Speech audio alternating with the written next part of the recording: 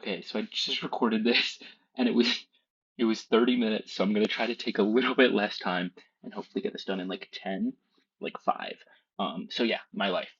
A study conducted by YouGov in 2013 found that 57% of American respondents preferred baby blue clothing for baby boys, while only 1% preferred pink. For baby girls, 42% preferred pink, while 1% preferred blue. So this is a picture of me when I was younger, and I had this outfit, and I loved it. I love paint purple. It's my favorite color. But some of my grandparents and family, friends, or not family, friends, my grandparents specifically, and my one of my uncles thought it was bad that I was wearing a girl's colored of clothing. So yeah, I didn't. I wasn't wearing whatever they blue or red or black or whatever they wanted me to wear, and it was to the point where they offered um to buy me a different set of clothing. Like that's the point. That's what it was. And it was the first time where I've ever kind of noticed how what I was doing, how I wasn't being a guy, a man, was different, was bad, was wrong. That's kind of like the first time in my recollection where I've been affected by gender. Um, so yeah, I just thought it was like the for genuinely like the first time where I think I had ever noticed. True. I mean, of course, I noticed gender all over, but I noticed how it affected and was affected by it. Cultural expression. So I'm from Japanese heritage. My grandma is Japanese. She came during World War II. She was in the concentration camps, and when she got out, she became a teacher and an activist for Japanese American. She to the point where like she was so big that she like appeared in Congress for hearings about the experiences and how Japanese Americans should be compensated and just about how the whole process went down, how the U.S. government handled it. So I've always been obsessed with my Japanese heritage, with my grandma because of what she represents for the Japanese American community, what she's done, and I felt such a strong connection with that. Like more, I'm only 25% Japanese myself, but I've always felt like I should be more, or I feel more. I feel really strongly about it. So I celebrate Boys Day, or I did a lot more than I do now with my family. We to the point where we would like fly fish flags in our yard, and I dress in a kimono, and I play with samurai swords, and I do all these things on Boys Day. Just because it meant a lot to me, it was a way that I could like really express my where I was from, and I loved samurai. I shaved my head because I saw a samurai had a shaved head in the movie. Like I just loved it, and I went to school in the kimono that you actually see there. I actually don't know if this is a kimono. It might just be PJs. But either way, Japanese clothing. I think it was a kimono. Um, this definitely isn't, but I was wearing one. I went to school in one for Boys Day, because I thought it was cool, but I was judged a lot. I'm trying to do this fast. I'm sorry, because it was genuinely 30 minutes of me talking, which is you can't be grading that. So I'm trying to do this faster. But I went to school and I was just judged by everyone. It felt like I had to answer a lot of questions. And it was elementary school, so it wasn't like people were hating. They were just confused, and they were like, why aren't you normal, I guess, in summary of what they were kind of trying to say. Why aren't you why are you just in normal clothes? Why are you like this, right? And I think that was my first um just like in the last slide of gender, this was my first experience of like race and how it affected me. Um and yeah, it kind of sucked a little bit, to be honest. But I've had a very strong backbone in my family, so it doesn't really bother me. But I've always just enjoyed expressing my Japanese heritage, and I just I found judgment whenever I kind of do. So kind of going more into that, a study published in the Journal of Counseling Psychology found that Asian Americans frequently experience microaggressions related to the model minority stereotypes, such as being perceived as quiet, passive, or exceptionally smart. So that kind of describes me, quiet, passive, and I would like to say smart. Um, and I feel like I've kind of been my friends right now call me the token the diversity hire or the token Asian kid or something like that. Even though I'm not that Asian, but compared to them, I am, of course. Um, so I've kind of just always been that kind of role, the quiet, smart, nerdy one, right? And my friends have played into that, and I've played into that, and for better and worse, it's been true. Like that's kind of how we've all um experienced, or we've all kind of acted, right? And I've never said like I don't want to be it, because I don't care really. But I've always been that, I guess you could say, diversity hire, right? And I'm just joking, of course, like I said, but it's like that's who I am. That's who I've been in my friend groups. And there's always like little just jokes or things that they make. One of the worst ones with someone who isn't really my friend. Um,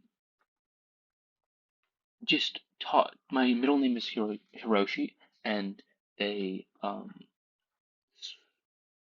they kind of switched it, and they used to have a nickname for me, Hiroshima. Obviously because of the town that was bombed, but I don't know. They just used to call me that a lot, and they made fun of it a lot and made a lot of jokes, and I just never thought it was cool. Like I never thought it was funny. Everyone would laugh, but it was always like, because I heard stories about it. I had relatives that died in Nagasaki. It was never like it was never funny to me. It was always kind of it just sucks. And some people don't know where the line is, or they don't care actually, rather. Um, so yeah, gender and the culture that goes along with it. A study published in the journal Sex Roles found that boys are more likely than girls to engage in media featuring male protagonists and themes traditionally associated with masculinity. So, um, this is me as a kid. I loved Star Wars. I loved um, construction. I loved um, trains. I loved all of that, right? Like just kind of not really, really manly things, but masculine things. And I feel like there was never an opportunity for me to stray outside of that sphere, right? It was pushed to me, as it is for pretty much every single guy out there.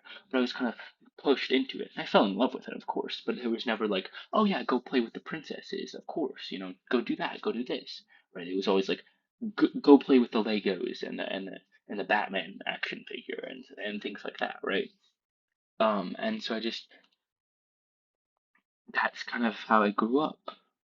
My parents are really supportive and inclusive and everything like that, but it was still, even for them, it wasn't like you can choose. It was just like they kind of gave me, that stuff. They gave me Nerf guns and things like that. It was because I asked them. I was into that, but it wasn't. There was never an opportunity where I could be into the other side, and especially since my sister wasn't into that, like the girly girl side either. She didn't have like too many dolls at all, right? She was actually more played with like the guys' toys, um, and but I didn't have an opportunity to flip to the other side. It kind of just always felt like I was forced into masculine things. Reading. I received a lot of judgment for this because I guess I don't even understand it now, but it's like a girl's thing to read. I would read with the girls during recess, and I just got a lot of judgment for that. Sorry. I got Yeah? Okay. Sorry. Dinner's ready, but I just got a lot of judgment and hate kind of for it because I was reading and the bookworm, and it played into the Asian stereotype, and it was just always kind of I was that kid who read, and I was the only guy who read, so it was always it was different. So I'm trying to really move fast. So I used to really enjoy um putting my hair up when it was long enough and wearing glasses like this, and I would just receive just like every single other slide, just like hate or attention, unwanted attention, or like judgment for doing those things when I'm just literally expressing myself in a different way, right? And I've never questioned the fact that I am a man. Um, but I always a couple people like asked me or my friends like, am I don't know, like am I Am I a girl? Or they always like it's like a taboo kind of topic, so they always kind of like try to like, hide it. But there was always that kind of sentiment. Yeah. Sports. So, parental influence is a significant factor in children's sports participation, with fathers often playing a crucial role in shaping boys' attitudes or behaviors towards sports. So it's kind of pushed into the sporting world. Not really by my dad, but my friends' dads who are like dads to me. Um, but yeah, it was around 12 years old when I quit, and I remember I was with family friends, and they were asking me what I was doing, with my life, and they were like, and one of their questions was, what sport do you play? And I was like, I don't play a sport right now. And they were like, well, you gotta play a sport. Every guy has to play a sport. And that's just like another time where I've kind of been like, why do I have to play a sport? I still don't play a sport. I go to the gym, obsessed with that. So I've filled that masculinity piece that's missing. But I remember that specifically. It was like, why is that a bad thing? They became less interested in me because I didn't. Halloween. I've always dressed as female characters for some reason. Mrs. Claus, you see in this picture. I've been a mom and my friend's been a baby, things like that. And I remember the specific time where it was trick or treating. I was Mrs. Claus, and as soon as there was an old lady, and as soon as she realized that I was Mrs. Claus and that I was a guy, she kind of like pulled back. She wasn't as like friendly and like, oh, you guys are so cute. She was like, take your candy and get out of here, So, it's always kind of been in the same way of me putting on my hair or putting on feminine glasses or whatever, that kind of same sort of sentiment. Um, self self care. So this is a picture after. This is my friend and me in the picture, again with our hair up, and my friend's girlfriend had convinced us, even though we were like against it, to get face masks. And she was like, everyone gets face masks, like it's all good. And before this day, I'd never really cared about myself, self care. Um, and she'd convinced us, and she was like, it's not a feminine thing. And this is 2 years ago, 2 or 3 years ago. Like, this is recent that I thought this, that I wasn't like taking really care of myself. And after this, it kind of like opened my world up. It opened the floodgates, and I got cologne, and I got really nice deodorant and shampoo and conditioner. And I got face wash and cleanser and lotions and things like that. And I began to take care of myself, and again, especially with my teeth as well. Um, to the point where I am now a lot, but before I hadn't really cared at all because I felt like I couldn't. But she had convinced us this whole day to do it, and even this is 2 years ago, and I finally just got over that, or got over that thinking that I couldn't. So yeah, this is Dress Like Your Type Day. It was the day at school last year, and Keeler, Max, and I, who are in this photo, thought that it would be cool if we wore dresses. So we went to Tatum's house, we got some dresses, and um, we wore them. And this was the day I received so much judgment, so much hate from everybody, especially Cottonwood people. But it was unbelievable. It sucked. We still had fun when we were kind of alone, but the judgment we received, from people we didn't know, it was insane. It was not fun. Um, Not gonna do it again. But that was a really impactful day because I was like, oh my god, I can't imagine someone who's transgender having to deal with this. Um, so kind of gonna gone through this the entire presentation, but life's microaggressions. Um, Kind of just my whole life I've faced just with gender, and like everyone has gender and sexuality and everything like that. Just little things about the way I appear or the actions that I take and things like that. This specific picture is I was working on a project, school project, and we were doing a video about World War II. And immediately there wasn't a question when we were dividing up the characters. I was supposed to represent Japan. Not even a question. It was just like, here you go. This is your job, right? It wasn't like, I want to be some other character.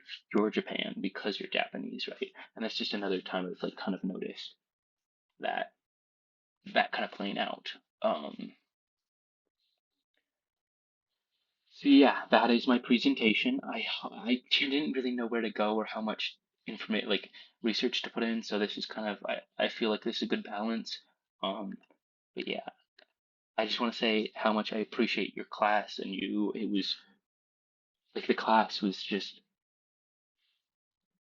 world opening. I kind of noticed like this whole presentation, for example, how impactful everything is, how much intersectionality there is, and it's been really an amazing class and an amazing experience. So I just have to say thank you, and I really hope that we see each other down the road at some point in time. So I hope you enjoyed, and I guess I hope you have a good summer. Yeah, thank you.